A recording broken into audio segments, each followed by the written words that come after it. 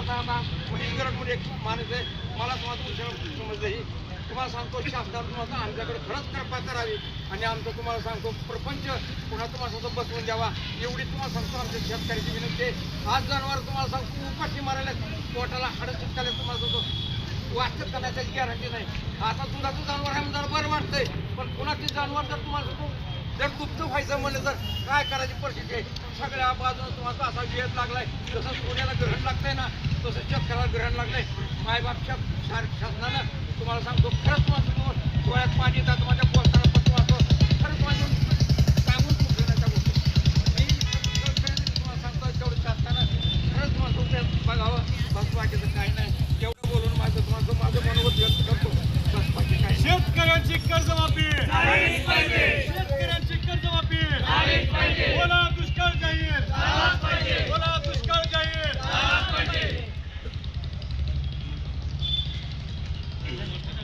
हनुमंतराव मारेकर्णी संपुष्ट कांदलगाव ही कांदलगाव आमच्या कांदलगावची परिस्थिती अशी झाली ध्यान ठेवा की पूर्ण शाळेत कबरेटकं पाणी होतं.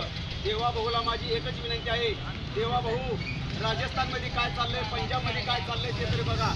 तिकडे 50-50 लाख रुपये 50-50 हजार रुपये हेक्टरी द्यायला लागले आणि तुम्ही 8.5 रुपये हेक्टरी देऊन आमच्या गरिबांची शेतकऱ्यांची चिंता करता काय. आम्ही जर तुम्हाला काय दिलं तर तुम्ही खाताल. तुम्हाला सोफा सेट घ्यायला 20-20 लाख पुरत नाहीत. आतमध्ये सोफा सेटवर तुम्ही झोपता आणि कमरेच्या पाण्यात आम्ही रात्रभर काढलेत. आमची शाळा वाहून गेली, पुस्तकं मुलांची वाहून गेली, घरातलं अन्न भिजलं आणि आज तर बघा तुम्हाला सांगतो मी रानातलं सोयाबीन काढून आलोय काढता आलोय 6,000 रुपये एकरला. बाया म्हणतात तर गाडीत बसतात त्या बाईला गाडीत बसवायचं तिला सोडवायचं आणि 5 लाख घड्याळ बघून माघार जाते अशी शेतकऱ्याची परिस्थिती आहे.